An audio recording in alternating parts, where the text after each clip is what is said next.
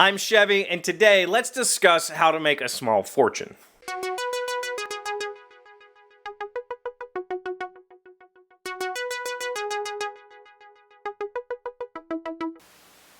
Hello friends, welcome to the shed. It's Friday, lots of stuff going into this weekend.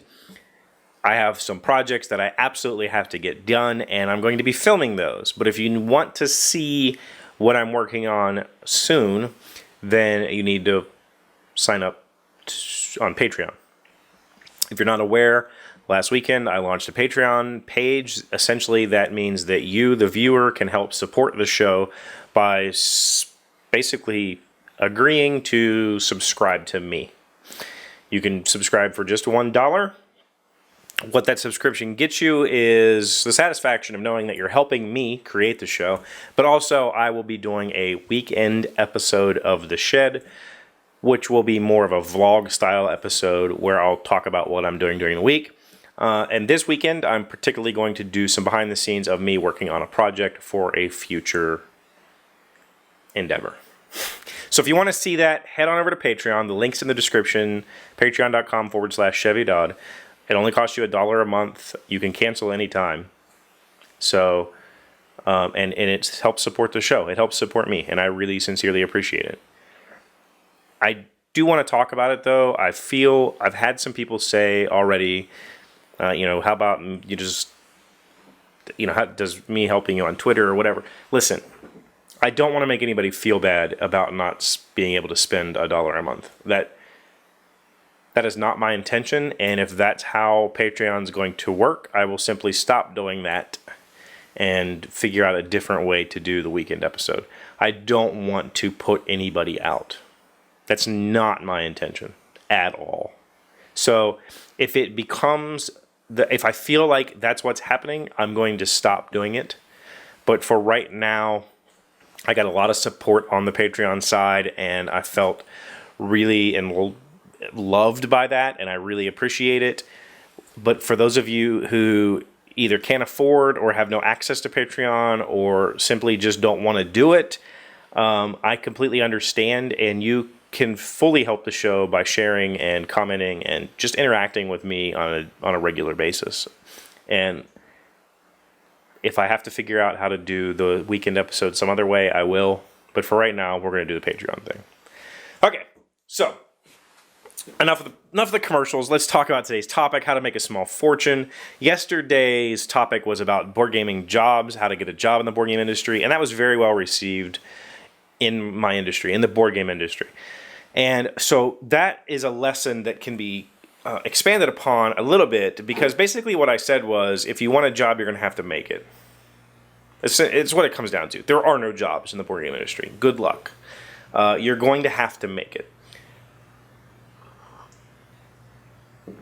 I don't mean to say that you need to start your own publishing company or become a game designer or print your own products and try to sell them on Etsy. What I mean to say is that anything in this world requires effort. All right? And today's topic spurned from that discussion because the board gaming industry has the running joke of, if you want to make a small fortune in board gaming, start with a large fortune. And I'm pretty sure that joke applies to every small industry. It's like, ha ha ha. We're a craft industry, like knitting or basket weaving or jewelry.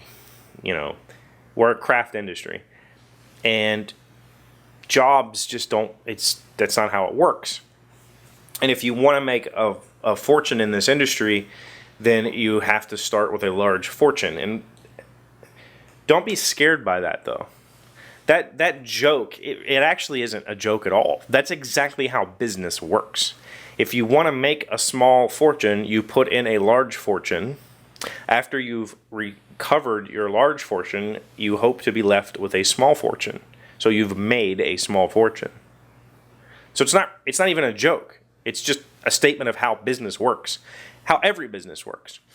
Whether the fortune that you put in is dollars or sweat, what we call sweat equity, doesn't matter. You put in a fortune, you get back a small fortune. It's how investing works. You put in a large sum of money, you hope to get a small return. That's just business. And what I just said is true. It's not limited to people who have large fortunes, meaning large cash fortunes. Sure, people with large cash fortunes already have a jump start on the rest of us, but that's not the only fortune you can put into your endeavor. There's also that sweat equity. If you wanted to start a woodworking business, you wanted to start making furniture, you're going to have to invest a large sum of money in all of the equipment you see around me in order to make furniture. And then you're going to sell that chair for $50, and you're going to have to sell a crap load of those chairs to make back your initial investment of all of this machinery, plus your salary, and you're going to hope that there's something left over at the end. Okay?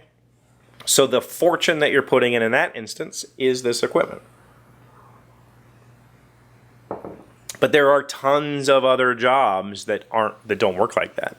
If you wanted to make a fortune in the lawn care business, you start with a lawnmower, and they're not expensive. And you work your butt off, you do a darn good job, and by the end of it, next thing you know, you've got 3 yard crews and equipment, and you're doing landscaping, and you've turned that sweat equity, you've turned that hard labor, that sweat investment, that initial fortune into a small fortune. That's what the joke means. It's not a joke. It's just a statement of fact. There's no getting lucky. Okay, there is getting lucky. But if you spend your entire life betting on getting lucky, you're going to end up a failure, and you're going to blame everybody but yourself because you never got your break. You're not going to get a break if you don't set yourself up to get the damn break. Go out, put in the effort, and then the breaks show up. It's not, there's no magic that just pops out of existence and suddenly you are, achieving your dreams. It's just not how it works. It's not how any of it works, right? You have to be able to put in the effort. It's not a lottery. Life's not a lottery. Again, there's always exceptions, and I'm sure that some of you can point me to, well, this guy did it, or this guy did it. This guy started his Etsy shop, and now he's a millionaire. Sure, but you know what? He started it. He put in the effort. He did the market study. You don't know what he did behind the scenes. Let me give you a good example, and this is purely out of memory, so I don't know the guy's name or anything. There was a teacher, I believe in Florida, who realized that other teachers would pay him for the lesson plans he had created for his classes. So he started a business for teachers to sell their lesson plans to other teachers. Dude's now insanely rich because his website is used by teachers all across the world. Buy my lesson plans for $5 and I make money, and dude gets a chunk of it. So it sounds like, oh, this guy had an idea and overnight made millions of dollars. Bullcrap. That's not how it works. He did the research. He did the market research. He put in the effort to create all of the initial lesson plans. He put in the effort to learn software programming to help develop his website until he can afford to hire somebody to pay them. You see what I'm saying? He put in the sweat. You didn't see what went on behind the scenes. You just see, guy did this, guy is now a billionaire. That's not how life works. He didn't win the lottery. He put in the equity, the sweat equity, because he didn't have the money to put in. He was a teacher. Teachers don't have money. Trust me. I know. So anyway, that's a pet peeve of mine, that joke. It's not a joke. It's just that's how business works. It's how investing works. It's how life works. Set yourself up for success. Don't set yourself up to be let down by dreams that never come true. I'm not saying don't dream. Dream. But set yourself up for success. Invest the large fortune. Who knows? See you next time. Hey, Doc, wait! I want to ask you something. Today's random fact comes from health.howstuffworks.com. Why do we have eyebrows? Scientists aren't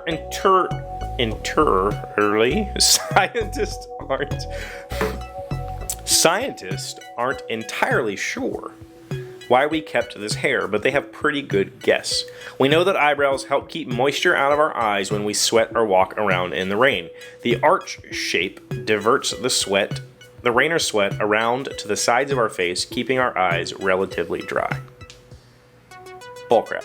I have big ass eyebrows and I get sweat in my face constantly. Wear a sweatband or a hat.